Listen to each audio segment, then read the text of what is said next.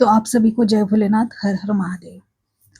आज एक गाना सुन रही थी। मतलब कहते हैं ना कि अगर आपका मन उदास हो या मन में कुछ विचार चल रहे हो या कुछ लग रहा है कि कैसे होगा, क्या होगा, या कभी-कभी लगता है कि हम सेम हमारा रूटीन चल रहा है, हम एक लूप में फँसे हैं। जैसे कि मॉर्निंग से बताती हूँ कि सुबह हम उठते हैं, अपना जो भी सुबह का काम होता है वो करते हैं, रेडी होते हैं, ऑफ़िस जाते हैं, दिन भर ऑफ़िस का काम करते हैं। ऑफ़िस छूटने के बाद मार्केट जाते हैं, कुछ सामान खरीदते हैं, घर पे आते हैं, खाना बनाते हैं और खाना खाते हैं, थोड़ा-सा टहल लेते हैं, बाद में हम सो जाते हैं। तो ये क्या चल रहा है हमारे जीवन में? कभी-कभी ठीक है, कभी-कभी ये लाइफ़ भी हमें अच्छी लगती है, लेकिन कभी-कभी ये होता है कि यही लाइफ़ हमारे लिए उपदार हो जाती है। हमें लगता है कि चल क्या रहा है? मैं कर क्या रही हूँ? मैं कर क्या रहा हूँ? ये पुरुष और महिला दोनों के लिए भी है। सेम हम यही पूछते हैं कि हम कर क्या रहे हैं? क्या हमारा इतने सालों से हमारा एक ही रूटीन है, लाइफ़ में कुछ चेंज नहीं हो रहा है ये? क्योंकि हमें ऐसा लगता है कि हम फँस चुके हैं, हम स्टक हो चुके हैं।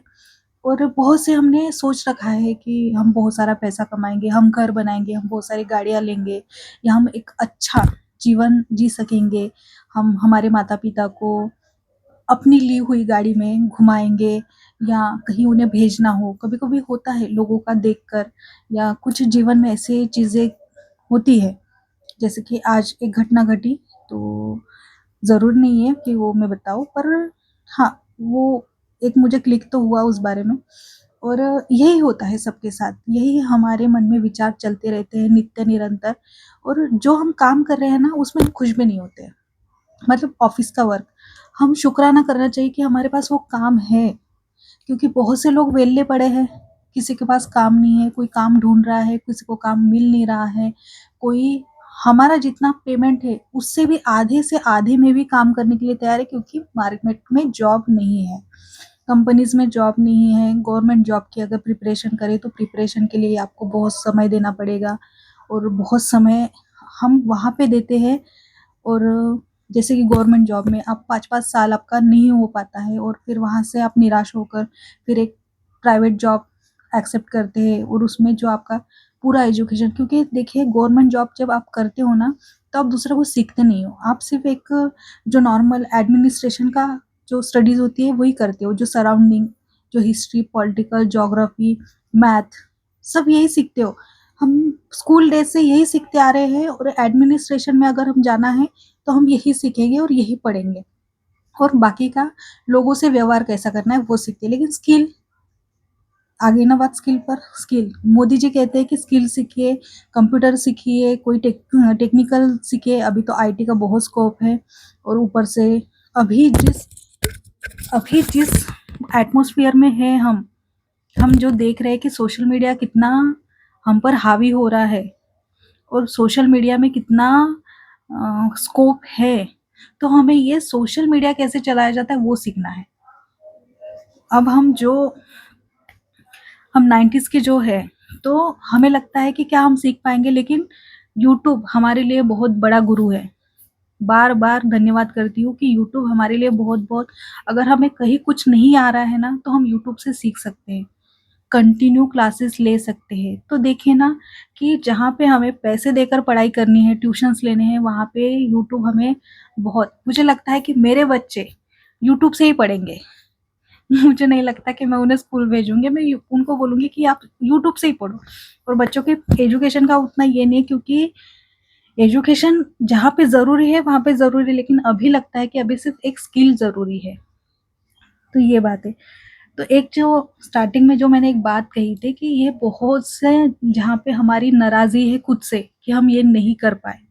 हम जहाँ पोस्ट हमें लेनी है वो नहीं ले पाए, हम उतना पैसा नहीं कमा पाए। हमारे ही ऐज के कोई होंगे जो बहुत पैसा कमा रहे होंगे। हमारे ही ऐज के कोई महिला होगी जो अपनी लाइफ में सेटल होगी शादी करके, बच्चे करके। हमारे ही ऐज के बहुत से लोग होंगे जो बहुत बड़ा बिज़नेस कर रहे हैं, 4-4 गाड़ी में घूम रहे हैं, डिफेंडर ले रहे हैं, स्कॉर्पियो ले रहे हैं, पता नहीं हर चीज़ की। तो उनकी खुशी में उनको ढेर सारा आशीर्वाद दें, पर मन को नाराज़ मत करें। क्योंकि आप जब खुद को नाराज़ करते हो, आपने ईश्वर के दिए हुए सबसे बड़े आशीर्वाद को आप नाराज़ करते हो। ठीक है, ये बात है कि हम सूरज नहीं बन पाए, लेकिन हमें दीपक बनकर जलते रहना है। तो ये एक मैंने गाना सुना आज, जो बहुत ओल्ड गाना है, पर जैसे वो शुरू हुआ ना, देखिए वो गाना, एक तो मैं बहुत अच्छे मूड में थी, वो गाना एक दूसरा सुन रही थी। मैं गाना सुन रही थी, आपकी नज़रों ने समझा प्यार के काबिल हमें। ये गाना सुन रही थी और उसके जो मुर्कियाँ है, जो उसके वर्ड्स है, वो लेकर मैं कनेक्ट कर रही थी महादेव जी से कि हाँ, ये जो वर्ड्स है, ये मेरे मन में मेरी जो फीलिंग्स है, वो महादेव जी के लिए ये बराबर से सूट कर रही है। मैं ये सोच रही थी, अचानक से वो गाना खत्म हुआ और ये गाना शुरू हुआ कि मधुबन खुशबू देता है, ठीक है? ये गाना था, लेकिन इसके जो बीच के जो इम्पोर्टेंट वर्ड्स है, वहाँ पे ये लिखा था कि सूरज ना बन पाए अगर, तो दीपक बन के जलता चल। तो मुझे वो इतना अटैच लगा, मुझे वो इतना इम्पोर्टेंट लगा वर्ड कि हाँ, हम कितना नाराज़ है खुद से, हम कितना दुखी होते हैं कि हमारे पास हमें जो करना था हम नहीं कर पाए, हमें जो चाहिए हम उसके लिए प्रयास कर रहे हैं, लेकिन हम प्रयास तो कर रहे हैं, ठीक है, हम सूरज नहीं बन सकते, लेकिन हमें दीपक बन के जलते रहना है, हमें हार नहीं माननी है। और जब हम हार नहीं मानते हैं तो ईश्वर हमें वो भी देते हैं, उससे जो हमने मांगा है उससे भी बड़ा देते हैं। तो इसीलिए खुद पर विश्वास करें। आप आपको मनुष्य जन्म मिला है, मनुष्य जन्म में हार स्वीकार नहीं की जाती। हम परास्त होते हैं कहाँ पे? हाँ, जहाँ कहीं-कहीं हमें परास्त होना ज़रूरी लगता है। क्यों? क्योंकि खुद की शांति के लिए। हम सबसे लड़ते-भिड़ते नहीं रह सकते। हमें खुद की शांति के लिए लोगों से हार माननी पड़ती है, लेकिन कभी-कभी जहाँ पे हमें लगता है कि हमारी हार हो रही है, महादेव जी, भगवान जी हमें वही जिता देते हैं। तो हमें ईश्वर पर भरोसा करना है, खुद पर भरोसा करना है, और जो हम सीखते आए हैं, जो हमारा अनुभव है, वो अपने काम में डालना है। तो आप खुद देखेंगे, आप रॉकेट की तरह उड़ेंगे। उड़ेंगे इन द सेंस, आप रॉकेट की तरह तरक्की करोगे। तो खुद पे विश्वास रखो। मैंने क्या कहा कि हाँ, ये हम सबके लिए लागू है, हम सबके लिए, जो ये वीडियो देख रहा है वो उन सबके लिए है कि अगर आप सच में सूरज नहीं बन सकते, कोई नहीं बन सकता, लेकिन हम दीपक तो बन सकते हैं। एक दीपक, अगर एक कमरे में, एक जगह पे अगर पूरा अंधेरा है, वहाँ पे अगर एक दिया रख देंगे ना तो पूरा उजाला हो जाता है। तो हमें वो बनना है, हमारे वजह से लोगों के जीवन में उजाला हो। हम अपना प्रयास तो कर ही रहे हैं, लेकिन हमें खुद पर विश्वास रखना है, क्योंकि हम खुद पर जब विश्वास करते हैं, तब जाके ईश्वर हमको वो देता है जो हमने मांगा है उससे भी ज़्यादा। इसीलिए भक्ति करो, भक्ति आपको हारने नहीं देती। जहाँ-जहाँ आपको लगता है कि मैं नहीं कर पाऊँगा, वहीं से ईश्वर आपका हाथ पकड़ लेते हैं। इसीलिए तो ये बात मुझे बतानी थी कि हाँ, बहुत से लोग हैं जो हारे हैं, कूड़े हैं, सड़ रहे हैं, कि ये हमारा मानवीय स्वभाव है कि लोगों की खुशियाँ देखकर हम खुश नहीं हो सकते। हम कितना भी खुद से कहें, दूसरे से कहें, हम लोगों को आशीर्वाद नहीं देते। हमारे मन में कहीं न कहीं ये होता है कि मैं भी तो डिज़र्व करता हूँ, आई एम ऑल्सो डिज़र्विंग। हम खुद से कहते हैं ये कि मुझे, मैं भी तो ये डिज़र्व करता हूँ, मुझे भी तो ये चाहिए, पर मुझे मिल क्यों नहीं रहा? क्योंकि हमारी फ्रीक्वेंसी, हमारा जो सोचने का तरीका है, वो थोड़ा गलत है। हम हमारी सोच बदल लेंगे, हम जो हमारा नकारात्मक विचार है, वो हम पॉज़िटिव बना देंगे। हम ये सोचेंगे कि चलो, तुम्हारे पास है, भगवान तुम्हें और दे। और जो आपके पास है, उसके लिए शुक्राना करें, धन्यवाद करें, ग्रैटिट्यूड करें। तो आप खुद देखेंगे, आपको तभी के तभी नहीं मिलेगा, लेकिन आपकी जो फ्रीक्वेंसी रहेगी, देखिए, जब, ये मेरा पर्सनल अनुभव है, जब दूसरे की खुशियाँ हम देखते हैं ना, तो लोगों को क्या होता पता नहीं है, पर जब मैं अभी की बात नहीं, अभी मैं सबका सुख देखकर मैं उनको और ढेरों आशीर्वाद देती हूँ कि आपको इससे ज़्यादा खुशियाँ मिले।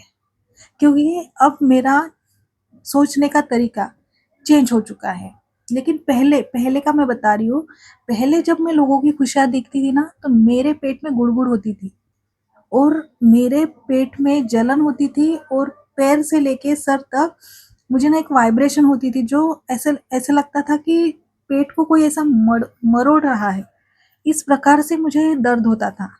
मतलब दुखी होती थी कि उनको मिल रहा, मुझे क्यों नहीं मिल रहा। पर जब मुझे पता चला कि नहीं, हम लोगों की खुशियाँ देखकर जब तक जलते रहेंगे, हम जलते रहेंगे। लेकिन ईश्वर को हम क्या संदेशा दे रहे हैं, वो खुश है, तो उसे खुशी पसंद है। लेकिन उसे खुशी, उसको खुश देखकर, एक रैंडमली एक्स वाई को देखकर अगर मुझे पीड़ा हो रही, मतलब मुझे पीड़ा होने के मतलब मुझे ये अच्छा लग रहा है, जो मुझे फील हो रहा है अभी, मुझे पीड़ा जो फील हो रही है, मेरे पेट में जो मरोड़ उठ रही है, ये मुझे अच्छा लगता है। तो बार बार हमारे पास फिर वही आएगा कि कोई और खुश होगा और हम दुखी होंगे। लेकिन जब हमारा सोचने का तरीका बदल गया कि नहीं, ठीक है, मुझे तुम्हारी खुशी पसंद नहीं है, ठीक है, तुम्हारी खुशी तुम्हारे पास रखो, और आपके पास जो है, देखिए मालिक ने आपको कितना नवाजा है, कितना कुछ दिया है, कितना कुछ दिया है। हर चीज के लिए शुक्रिया करो। आपको कुछ और मांगने की जरूरत नहीं है। जो आपके लिए जरूरी है ना, वो ईश्वर ने आपको दे रखा है। हमारे जीवन में आप इतिहास उठा के देख लो, आप आज को देख लो, आप आने वाले कल को देख लो। कल को तो देखना ही नहीं है, वो तो किसी को पता ही नहीं है। भविष्य के गर्भ में क्या लिखा है वो हमें नहीं पता। लेकिन इतिहास उठा के देख लो या आज देख लो, आपके जीवन में आपको जो चाहिए वो आपके पास है। ये आप स्वीकार करो, ये आप डिनाई नहीं कर सकते, आप इसे नकार नहीं सकते कि आपके पास जिस चीज की जरूरत है वो आपके पास है। अब बोलेंगे कि नहीं, मेरे पास, मुझे तो गाड़ी की जरूरत है, लेकिन मेरे पास तो गाड़ी नहीं है।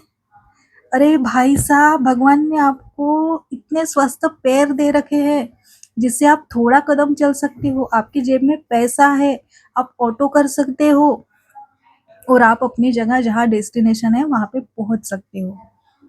मालिक ने दिया है ना। यही तो हमें जानना है कि ईश्वर ने हमें दिया क्या है। एग्जैक्टली हम जब समझेंगे कि हमारे पास है क्या, तब जाके हम शुक्राना करना शुरू करेंगे। सांस एक बार रोक लीजिए, रोक लीजिए। अगर आप सोचिए कि ये सांस निकल गई तो आप है क्या?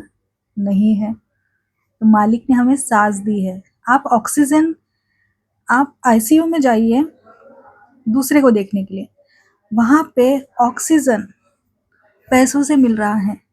कैसे मिल रहा है? पैसों से।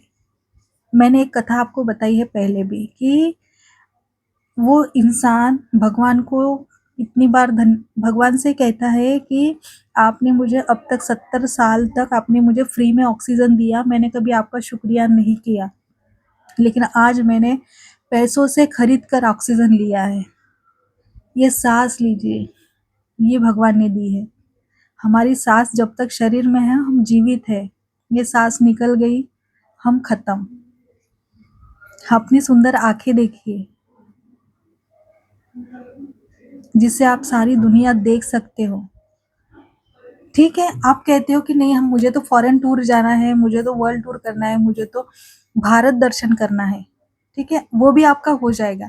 लेकिन अगर भारत दर्शन नहीं जा पा रहे हो, तो आप जिस सिटी में हो वहीं पे आपके घर से थोड़ी दूर निकलो, थोड़ी दूर निकलो, अपने आंखों से देखते हुए कि आसपास क्या है, और थोड़ी 2 सेकंड के लिए आंखें बंद कर कर 1-2 कदम चलो। तब आपको पता चलेगा कि आपकी आंखों की कीमत। आपकी ये जो जबान है, इससे हम स्वादिष्ट भोजन करते हैं। अगर ये इसका टेस्ट नहीं पता तो हम पता नहीं क्या, वो कोविड के समय जो हुआ था कि नमक नमक का टेस्ट नहीं लग रहा था, मिर्ची का टेस्ट नहीं लग रहा था, तो वो सोचिए। ये हमारा नाक है, हमारा मुंह है, जिसे हम ऑक्सीजन, मतलब जो हवा है, इनहेल एक्सेल करते हैं। हमारा हृदय, कितना कुछ दिया है भगवान ने, इतना कुछ दिया है, किस किस बात का हमारा अगर शरीर में लीवर अच्छा है, किडनी अच्छी है, हर चीज़ सही है, सही से काम कर रही है, हम अच्छा खा रहे हैं,